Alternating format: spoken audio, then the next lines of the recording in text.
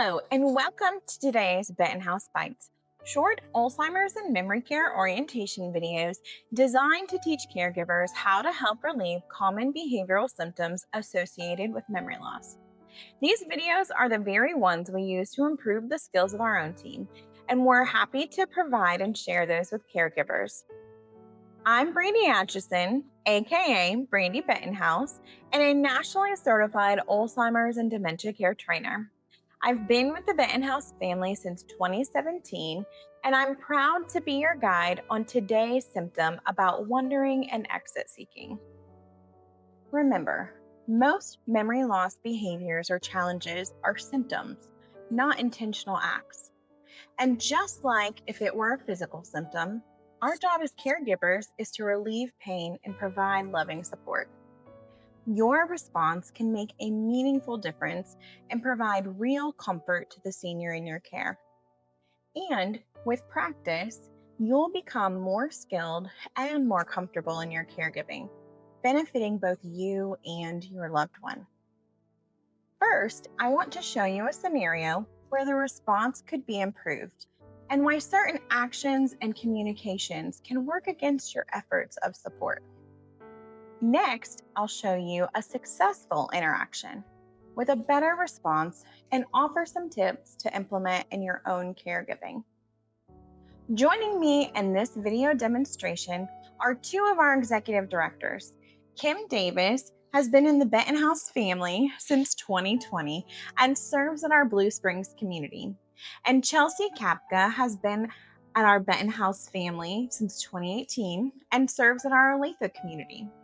They're both fantastic representatives of our company and skilled practitioners themselves.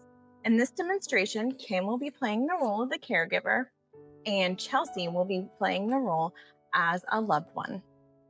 Wandering and exit seeking is a common symptom for people living with dementia.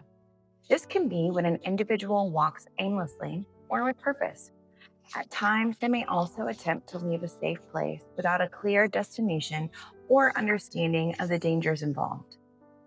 We often see individuals who physically attempt to leave by testing door handles or opening windows or maybe even shadowing family and might slip out of a door when it's open. Individuals often pace and walk around searching for an exit or may also pack their belongings so that they're ready to leave. They may verbally express intent to leave by asking to go home and talking about how they need to leave because they've got someplace to be. And they'll also ask me at times about transportation so they can plan to leave.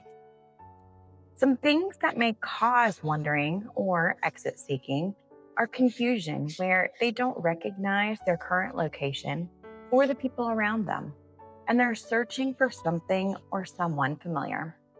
They may also have unmet needs where they're hungry or thirsty. They might be in pain or lonely or bored. Or they also may be restless, where they feel agitated or uneasy, which could lead to a need to move around. They may be seeking a routine and attempting to follow a past routine, like going to work or picking children up from school. Sensory overload could play a factor, where they feel overwhelmed by noise, crowds, and are overstimulated. And then there's sundowning, which is an increased agitation and confusion in the late afternoon and evening. Medications could also contribute to confusion or restlessness. Let's take a look at a common response to exit seeking.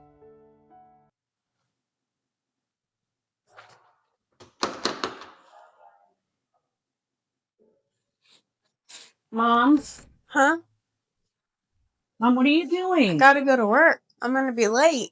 No, you don't work anymore. Yes, I do. No. I've gotta get there. My boss is You gonna live be here mad. with me now. No, I Yes. gotta get to work. Yes, you've been living here. Come on, let's go get a drink. No, I gotta go. They're gonna be angry. I'm gonna get written up.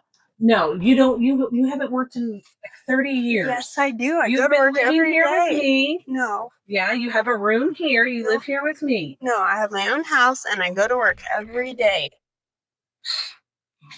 No, you don't, but whatever. In this scenario, the family member wasn't doing the best job of joining her loved one's journey and trying to understand her feelings. Here are some key tips that can help get a better response.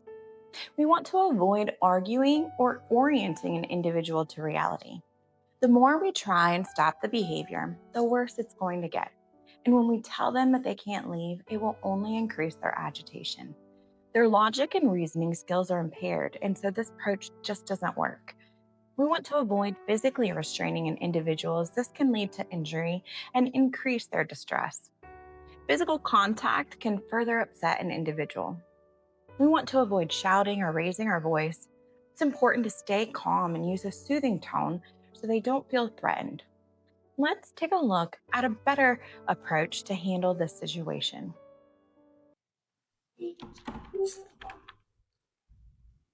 Hey, Mom.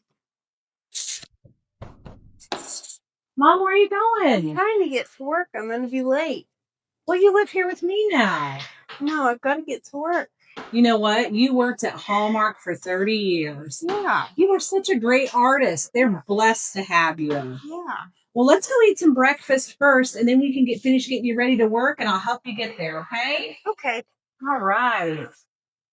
Some important things to consider when a loved one is wandering or exit seeking is to identify and remove triggers. Observe when exit seeking occurs to understand potential triggers, and then remove those triggers by removing items like coats and purses, or masking doors with decorations, and providing visual cues like signs or pictures to redirect attention, for example, like a toilet on a bathroom door. We need to meet their unmet needs and address physical discomfort, hunger, thirst, and continence needs, and establish a routine which can help reduce anxiety that leads to wandering. We can also create a safe environment, remove hazards and secure doors and windows, consider alarms, and use those visual cues to redirect attention. We want to join their journey and validate their concerns. First, repeat back the concern to the individual. Then, after they respond, begin asking questions like who, what, when, where, and how to show that you're taking them serious and you're trying to figure out the solution. End with a reassuring statement or action step that you're going to take to help them, and try to redirect their attention to something else while you look into the problem. You can also go for a walk. Sometimes you won't be able to redirect their attention from leaving, so it may mean that you just need to go outside for a walk and begin asking questions to engage in conversation. This often will lead to a different conversation that redirects their attention to another topic. And then you can return home or back to the neighborhood after things have de escalated. We can provide activities that are meaningful and capture their interest to reduce boredom and restlessness. We can also offer reassurance to provide comfort to help reduce anxiety and fear. By understanding the nature of exit seeking behaviors and implementing appropriate strategies, we can significantly improve the safety and well being of individuals living with dementia. Thank you for taking the time to watch this short video. I hope that you found it helpful. And remember, there is no perfection in the caregiving process. So always give yourself grace. You're doing the best you can during a very challenging time. And by understanding a few key communication concepts and applying your learning, you will become increasingly confident in your caregiving. Please never forget to enlist the help of others if you're having trouble. And this includes additional support from Benton House. If you'd like access to more Benton House Bites, our Confident Caregiving Workbook, or other caregiving at home tools, or if you'd like current pricing and availability for adult daycare or residency at one of our communities, please visit our website and contact your community of choice. We are here to serve you. Until then, be blessed in your caregiving journey, and love from your friend, Brandy Bettenhouse, and the entire Bettenhouse family.